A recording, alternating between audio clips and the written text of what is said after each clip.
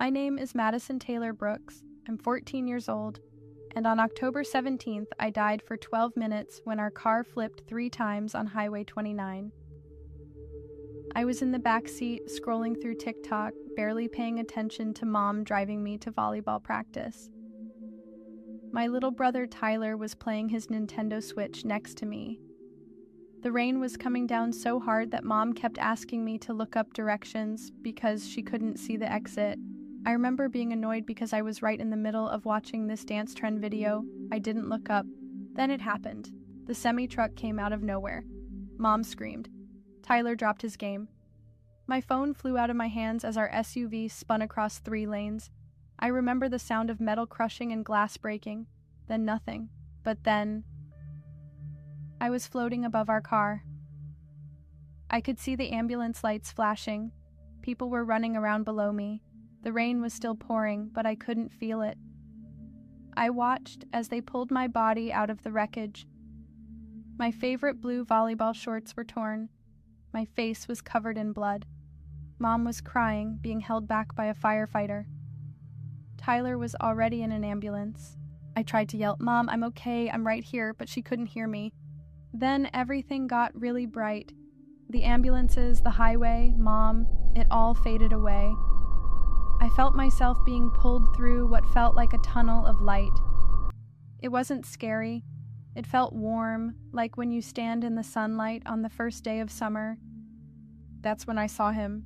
Jesus was standing there, and he was nothing like the pictures in Sunday school.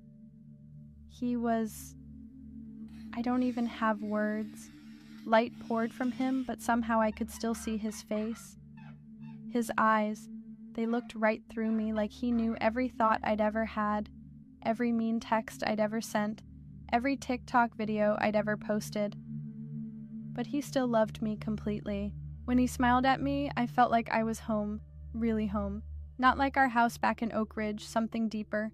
"Madison?" He said my name, and it sounded like music. His voice wasn't loud, but it filled everything. I started crying. Not sad tears. I don't know how to explain it. I just felt everything at once. All the love I'd ever wanted, and all the peace I never knew I needed. "Am I dead?" I asked him. "For a little while," he said. "But I have something to show you first, something important." He reached out his hand, and when I took it, suddenly we were somewhere else. It looked like a giant room with thousands of screens floating in the air. On each screen, I could see kids my age, some younger, some older, all staring down at phones or tablets or computers. "What is this?" I asked. Jesus looked sad. "This is what I see every day. These are the children I love, but they cannot hear me anymore." As we walked through the room, I could see closer.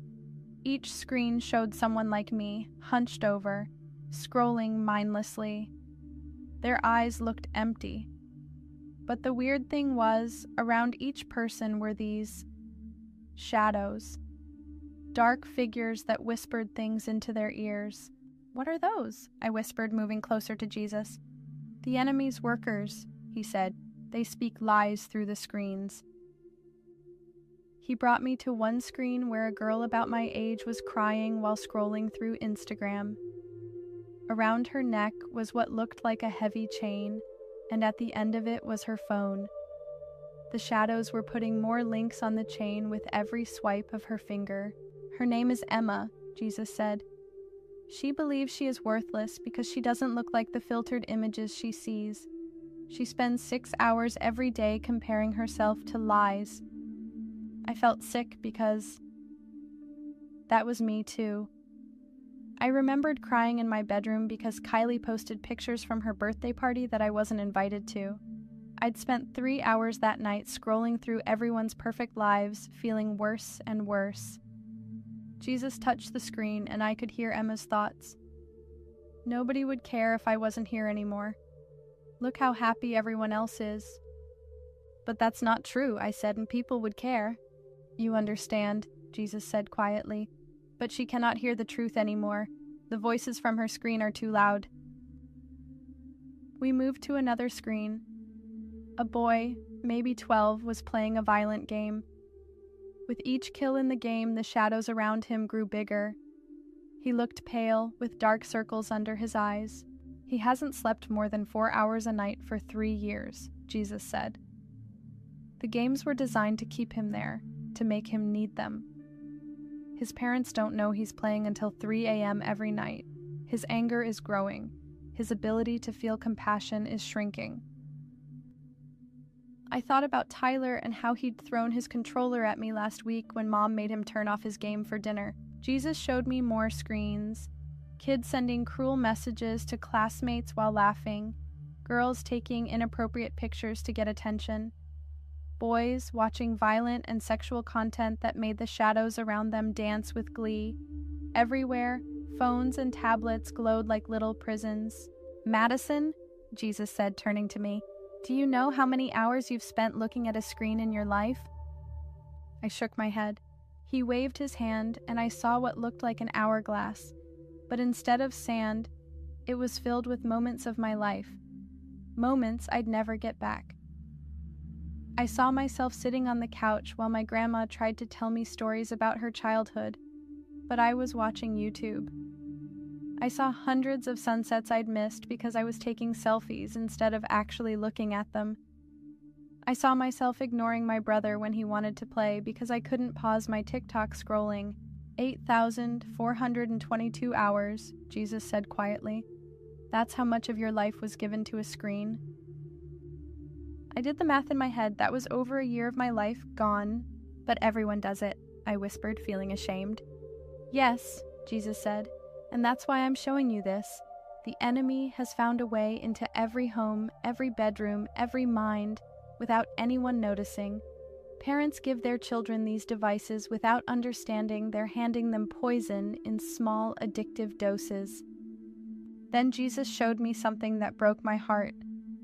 He showed me hundreds of moments where he had tried to speak to me when I was alone in my room, or walking to school, or lying in bed at night. Times when his presence was there, when he wanted to comfort me or guide me. But every single time I'd reached for my phone instead. I'd chosen the noise over his voice.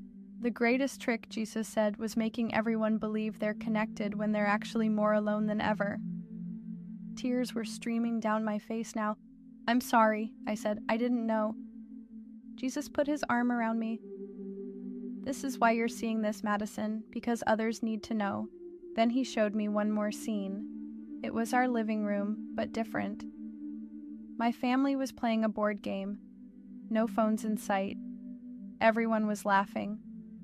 Outside it was raining, just like the day of the accident. But inside, it was warm and bright. I could almost smell Mom's cookies baking. This could have been tonight, Jesus said softly, if the phones had been put away. My heart felt like it was breaking. I never realized how much I'd missed by staring at a screen. Madison, Jesus said, your time here isn't finished. You have an important message to share. But I don't want to go back, I said, and I meant it. Being with him felt so good, so right. I want to stay with you. He smiled that smile that made me feel completely loved. I'm always with you, Madison, but your family needs you and others need to hear what you've seen. Will they listen, I asked. Some will, he said, and that's enough to start changing things. He touched my forehead and suddenly I felt myself being pulled back, away from his light, through the tunnel again, faster and faster. Then pain, so much pain, beeping machines, bright hospital lights, someone yelling, "She's back! We've got a pulse!" I gasped for air, my chest burning like I'd swallowed fire. My whole body hurt. I couldn't move my left leg. There was a tube down my throat. The doctors called it a miracle. They said my heart had stopped for 12 minutes. They said I should have brain damage, but all my tests came back normal. They couldn't explain it. Mom cried for 3 days straight. Dad, who had been away on a business trip, refused to leave my hospital room after he arrived. Tyler made me a card that said "Best sister ever," even though I'd been pretty mean to him lately. When they finally took the breathing tube out, the first thing I said was, "Where's my phone?" Mom looked surprised. "Honey, it was destroyed in the crash." And I started crying, not because I missed my phone, but because I was relieved it was gone. It took weeks before I could tell them everything I'd seen. At first, I was afraid they wouldn't believe me, but something had changed in me, and they could see it. The first night I was home from the hospital, I asked everyone to put their phones in a basket. Then I told them about Jesus, about the screens, about the shadows, about the moments we'd lost. I told them how the devices we think keep us connected are actually tearing us apart. Dad cried. I'd never seen him cry before. That was 6 months ago. Our house is different now. We have a phone box that all devices go into during family time. We started playing board games on Friday nights. Mom deleted most of her social media apps. Dad stopped bringing his laptop home from work. Tyler still plays games, but with a timer, and mostly ones we can play together. The hardest part was going back to school and telling my friends. Some of them thought I was weird now. Some stopped hanging out with me because I wouldn't spend lunch periods scrolling through TikTok anymore, but some listened. My best friend Zoe deleted Snapchat after I told her what I saw. She said she'd been feeling more anxious and sad lately, but couldn't figure out why. Now she's sleeping better. Her mom sent my mom a thank you text. I still struggle sometimes. Those apps are designed to pull you back in. Sometimes I borrow Mom's phone and find myself mindlessly scrolling before I even realize what I'm doing. The habit is strong, but now I can feel when it's happening, like Jesus opened my eyes to see the chains. If you're watching this, I want you to try something. Just for one day, put your phone away. Look at the people around you, really look at them. Listen when they talk. Feel the sun on your face without taking a picture of it. You might be surprised by what you hear in the quiet.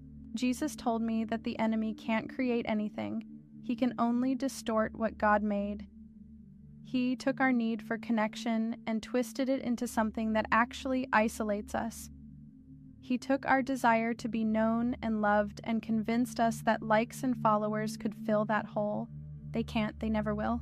I know some people won't believe my story, that's okay. But if you're a parent watching this, please hear me. Your kids need you to be brave. They need you to set boundaries they can't set for themselves. They need you to create space where God's voice can be louder than the screens. And if you're my age, watching this, know that you're worth more than your follower count. The filtered, perfect lives you see online aren't real. The shadows want you to believe you're missing out, but the truth is, life, real life, is happening right now, all around you, and Jesus is trying to get your attention. Maybe this video is one way he's doing that. I don't have all the answers. I'm just a 14-year-old girl who died for 12 minutes and came back different. But I know what I saw, I know what I felt, and I know we can't keep living like this, heads down, thumbs scrolling, hearts empty. Put down your phone, look up, he's waiting to show you what really matters. Because the truth is, none of us know how much time we have left, and I don't want to waste another second of mine on shadows and screens. My name is Madison Taylor Brooks. I died on October 17th. And Jesus sent me back to tell you this.